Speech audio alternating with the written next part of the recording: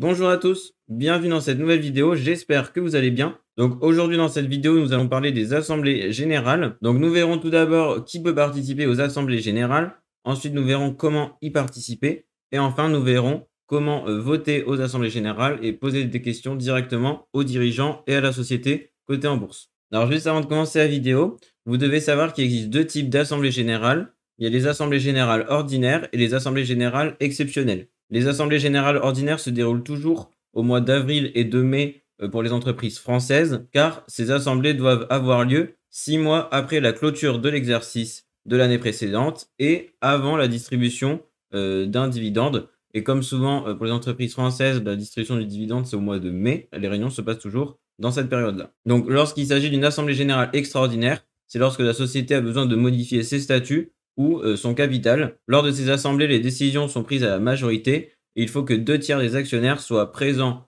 physiquement ou représentés lors de la réunion. Donc pour participer à ces réunions, il faut que vous déteniez au minimum une action de la société et cela 3 jours ouvrés avant l'assemblée générale. Donc c'est-à-dire qu'il faut que vous soyez super vigilant sur les week-ends qui ne comptent pas et les jours fériés. Sinon, il se peut que vous ayez votre action trop tard et que vous ne puissiez pas y participer. Donc ensuite, ça dépendra si vous détenez des actions au porteur et au nominatif. J'avais déjà fait une vidéo dessus, donc je vous la remettrai dans la petite fiche en haut à gauche. Si vous détenez des actions au porteur, vous devrez demander un justificatif à votre intermédiaire financier au plus tard 3 jours ouvrés avant l'assemblée aussi. Donc là, pareil, il faut agir avant l'assemblée. Et ensuite, vous aurez juste besoin de ce justificatif et de votre carte d'identité pour vous rendre à la réunion. Pour les actionnaires nominatifs, juste la convocation et la carte d'identité suffiront. Car du coup, quand vous êtes actionnaire nominatif, l'entreprise vous envoie directement une convocation par courrier ou par mail. Alors sachez aussi que vous disposez d'autant de voix que vous détenez d'actions.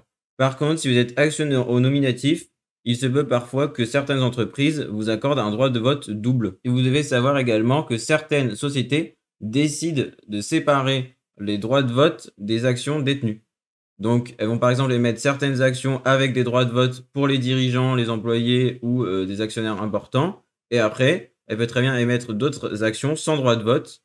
Donc, c'est-à-dire que vous n'aurez pas de vote et vous ne pourrez pas décider sur les perspectives d'avenir de l'entreprise si vous détenez des actions sans droit de vote. Ça peut être intéressant de faire ça pour la société si jamais elle veut pas qu'il y ait un actionnaire majoritaire qui soit assez riche ou alors une autre entreprise qui puisse décider à sa place. Donc ça leur permet de garder un contrôle assez important sur la société et sur l'avenir de cette dernière. Faites attention aussi si jamais il y a une augmentation de capital, donc c'est-à-dire quand l'entreprise décide d'augmenter son capital en demandant aux actionnaires de racheter les actions. Si vous ne participez pas à l'opération, vous aurez toujours autant de droits de vote et autant d'actions, mais le problème c'est qu'il y aura plus d'actions en circulation, donc c'est-à-dire que vous aurez un pourcentage plus faible du capital détenu et donc un pourcentage plus faible des droits de vote au final. Comment participer aux assemblées?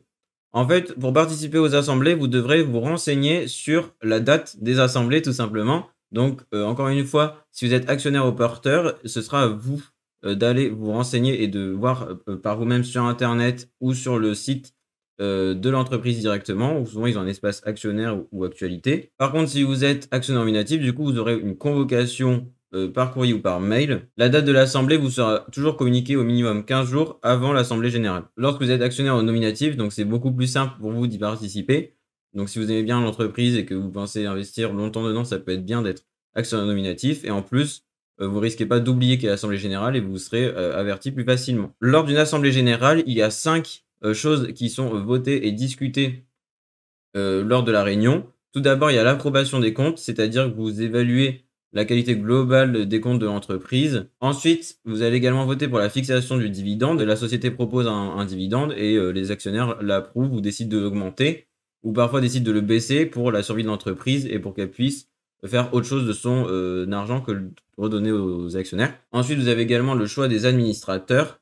Donc, soit vous devez voter pour de nouveaux administrateurs ou soit renouveler le mandat des anciens. Donc, vous avez également le choix des commissaires aux comptes. Donc, c'est comme les administrateurs, soit vous en élisez des nouveaux, soit vous réélisez les anciens.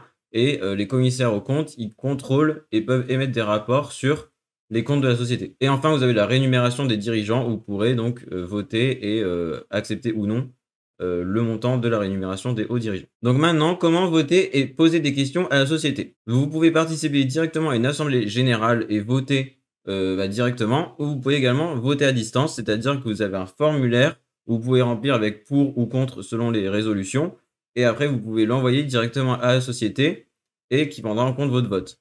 Si vous l'envoyez par courrier, il faudra le faire au minimum 3 jours avant l'assemblée générale. Et si c'est par mail ou en ligne, du coup, ce sera à 15 heures au plus tard, la veille de l'assemblée générale. Enfin, vous pouvez également voter par procuration en remplissant un autre formulaire où, cette fois-ci, vous choisissez une personne physique ou morale qui remplit le formulaire pour vous et qui répond à votre place et qui vous représentera lors de l'assemblée générale. Du coup, ce formulaire n'est valable que pour une seule assemblée, donc si vous voulez faire pareil les autres années, il faudra le refaire à chaque fois. Et après, si vous précisez pas de nom sur le formulaire, ce sera un vote au blanc. Si la société est pour une résolution, bah, vous serez également pour. Et si une société est contre une résolution, vous serez également contre. En fait, vous avez donc l'avis de la société et des dirigeants en place. Donc attention à cette méthode parce que du coup, il faut que vous ayez une grande confiance envers la société et les dirigeants et que vous regardez bien si ils prennent en compte l'avis des petits actionnaires et leurs intérêts. Parce que souvent, ça va être soit pour l'actionnaire majoritaire ou pour certaines personnes. Et du coup,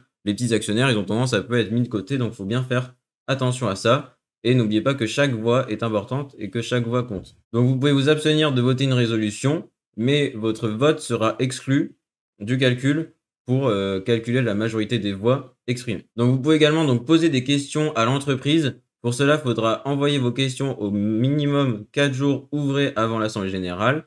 Et encore une fois, vous pouvez faire soit par mail ou par courrier en lettres recommandées avec avis de réception.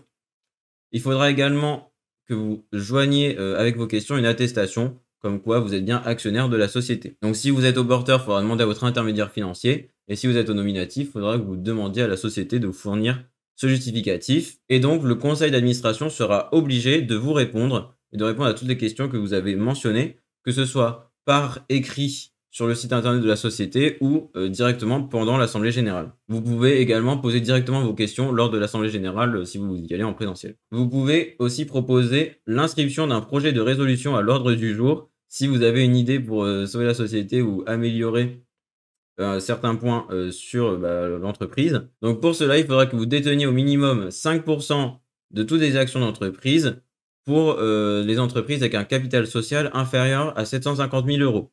Si le montant du capital social est plus grand que 750 000 euros, il faudra que les actionnaires représentent une fraction du capital social qui est calculée en fonction d'un pourcentage dégressif. Et donc, juste pour information, le capital social, c'est le montant total des apports apportés par les actionnaires ou les associés lors de la création de l'entreprise ou lors d'augmentation de capital future où du coup, quand il y a des augmentations de capital, le capital social augmente parce qu'il y a plus d'apports apportés par les actionnaires ou les dirigeants, toutes les personnes qui contribuent à augmenter ce capital social. Et donc, vous pouvez le trouver partout, ce capital social, car il doit obligatoirement figurer dans les statuts de la société. Voilà, c'est la fin de cette vidéo. J'espère qu'elle vous aura plu et que vous aura été utile. Si vous avez des questions ou vous voulez souhaiter mettre un commentaire, n'hésitez pas à le mettre. Je me ferai un plaisir de vous répondre.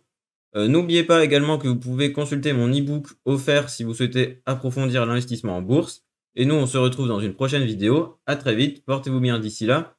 Salut!